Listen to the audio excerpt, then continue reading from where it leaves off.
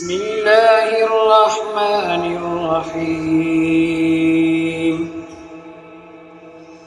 سبح لله ما في السماوات وما في الأرض وهو العزيز الحكيم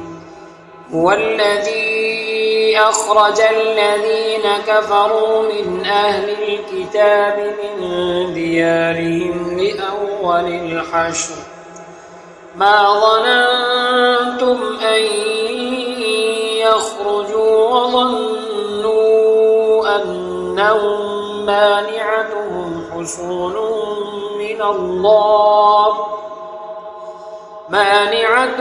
حصونهم من الله فأتاهم الله من حيث لم يحتسبوا وقذف في قلوبهم الرعب يخربون بيوتهم بأيديهم وأيدي المؤمنين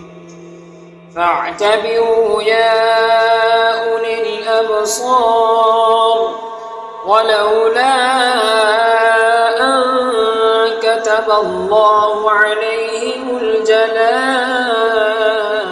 لعذبهم في الدنيا ولهم في الآخرة عذاب النار ذلك بأنهم شاقوا الله ورسوله ومن يشاق الله فإن الله شديد العقاب ما قطعتم من لينة أو تركتموها قائمة على أصولها فبإذن الله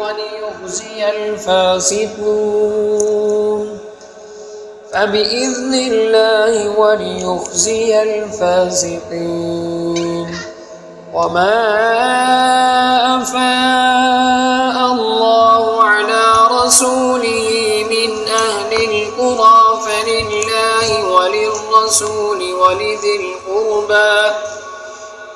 ولذي القربى واليتامى والمساكين وابن السبيل كي لا يكون دولة بين الأغنياء منكم وما آتاكم الرسول فخذوه وما نهاكم عنه فانتهوا واتقوا الله إن الله شديد العقاب للفقراء المهاجرين الذين أخرجوا من ديارهم وأموالهم يبتغون فضلا من الله ورضوانا وينصرون الله ورسوله أولئك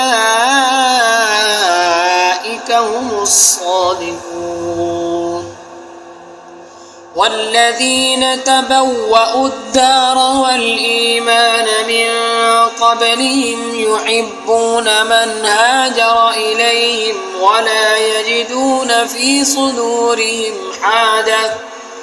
ولا يجدون في صدورهم حاجة مما أوتوا ويؤثرون على أنفسهم ولو كان بهم خصاصة ومن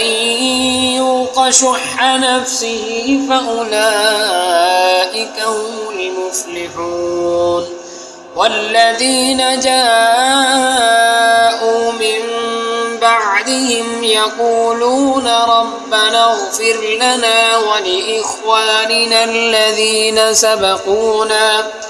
ولإخواننا الذين سبقونا بالإيمان ولا تجعل في قلوبنا غلا للذين